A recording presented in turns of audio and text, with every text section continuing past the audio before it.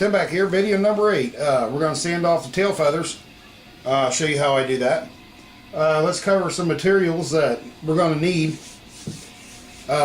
Obviously, you're going to need some sandpaper, a nice flat surface to sand with, and a nice flat surface to sand on. So, if you have one, great. But one of the things you can get very cheap, $4 or $5, is one of these Great Cleans T-bar sanders. Takes a peel and stick sandpaper on there, perfectly flat, ergonomically nice to handle when you're using it. One of the things I use on it, well, the only thing I use on it, let's put it that way, is this right here. This is 3M Safety Walk tape.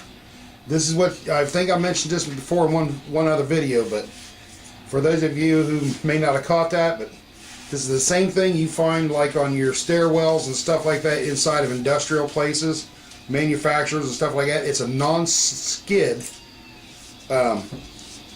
strip that you put down wherever you got a step. So works great for an 80 grit sandpaper. This roll was about 10 or 11 bucks, I can't remember, but I've been using that roll for 3 years.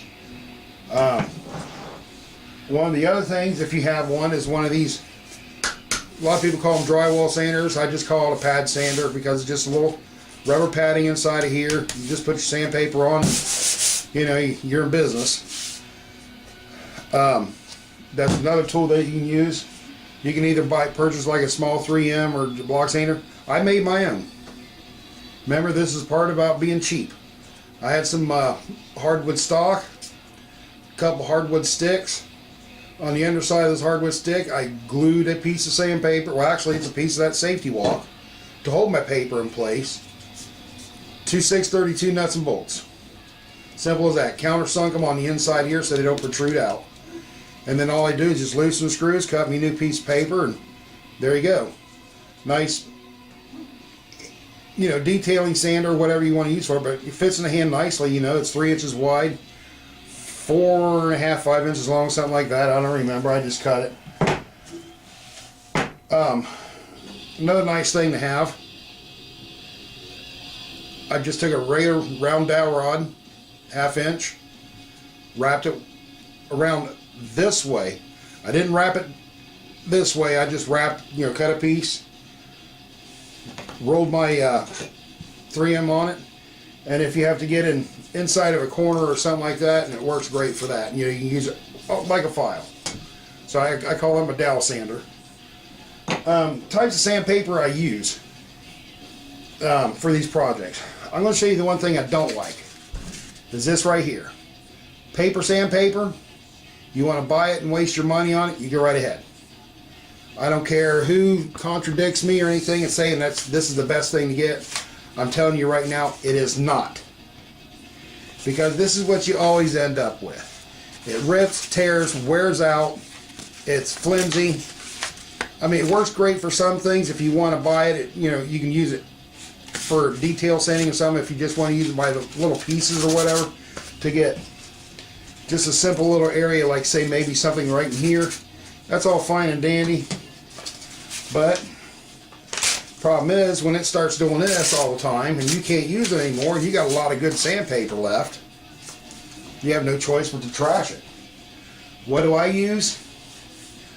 I go to my hardware store or wherever you find it. We have a store around this area called Ollie's. It says good stuff cheap. I've used this stuff for years. I have never had it fail on me. This pad sander right here, that piece of paper you see on there is super fine. I can't remember what grit it is. It's like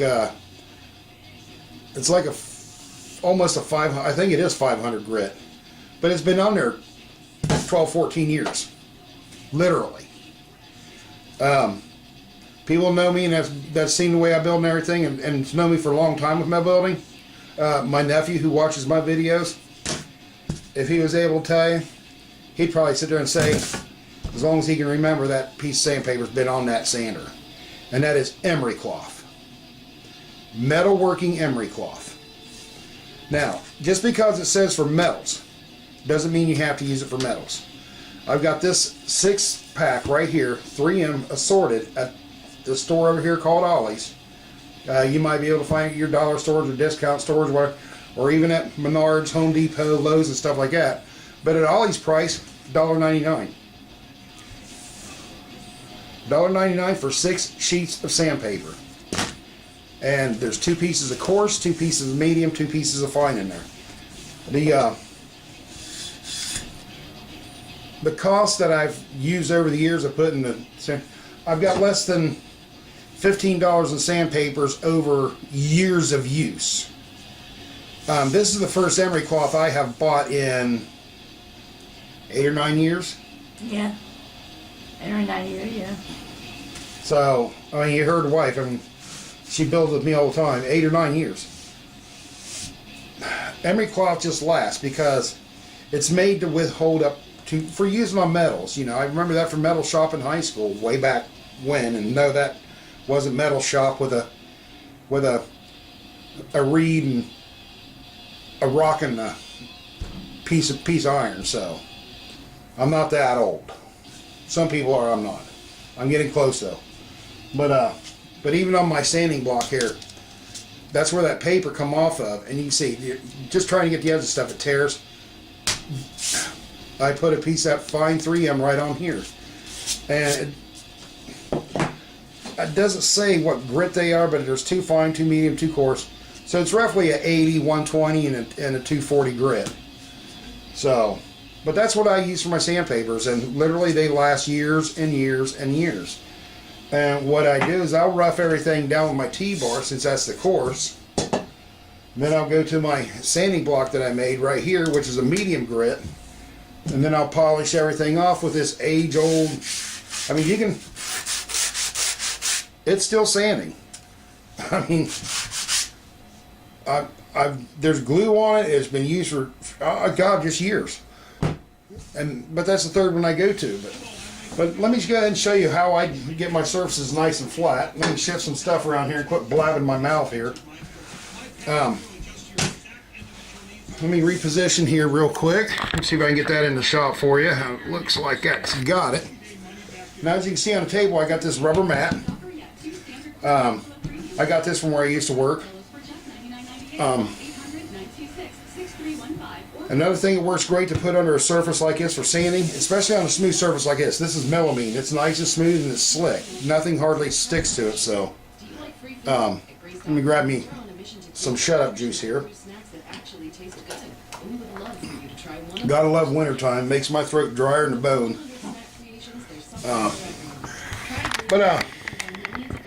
The melamine is just easy to build off of. It, you know, just doesn't let a lot of things stick. So, but basically all we're going to do now is just sand these flat. You know, I'll just demo how I do that. You can either use a rubber mat like this that doesn't slide on your surface too much, or that shelf liner, that bubbly stuff. I don't even know what it's called. It's like a rubber shelf liner that's non-skid. That works great also. But let me go ahead and jump up here. Slide my stool out of the way, and I'll just switch over to an elevator. It's got a little bit of a issue to it, but I'll just lay the surface on there, and as I sand, I can just hold my finger here. So you keep at a 45, and you kind of run back and forth at a 45, just like that on top and bottom. Now this one doesn't have all the purple taken off, but you want to keep running it like that until you get it all sanded down. Once you get everything nice and level, you want to work the whole surface. Now I've worked this surface, now I got to turn and I got to work this surface, but I want to continue off of here, you know, to make sure that this stays the same level. I don't want to go this way. I want to stay right in plane with what I've already sanded. And it doesn't take a lot of pressure, it just takes enough. Especially with this roughly an 80 grit safety walk stuff. If that was a fresh piece on there, it would really tear it down hard. And then you just want to continue the same way. Come back over where you're sanding and go back. But just sand it down to where you got a smooth surface on everything. You just want to work all your areas. Just like that. Don't go real far, hard and fast, because if you happen to slip and dig that corner down, bust a stick out. You don't want to do that. But once I get it done with that, then I'll come back with my medium grit, and the same way, I'll take that in a back and forth motion, but I make sure I cover the whole area, just like that. Not a lot of pressure.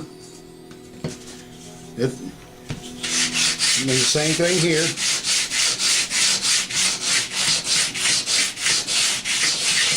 If you want to do a circular motion, fine, but these type of block sanders tend to grab the edge. So if you keep it at an angle and just work back and forth, it won't catch. But then once I get it done with that block, then I'll take my old pad with 1,000 grit on it, worn down to 1,000 probably, and now you can go over the whole thing and just really smooth that wood up real good. Get a nice good even pressure on it, and you get a nice clean. Now I know this is not a completely finished sanding job here, but it's just for demonstration purposes really. But you just want to finish it off like that until you get what you desire here. And a nice smooth surface. You want all these edges nice and flat, because you don't want that protruding up through your covering and showing once you get your covering on there. Now the final step to do that you need to consider is, a lot of people do this when they build it. I do it sometimes as I build it, when I don't. But the stick we added here that we left a longer length on, now you want to sand that to the edge, keeping your sander nice and square.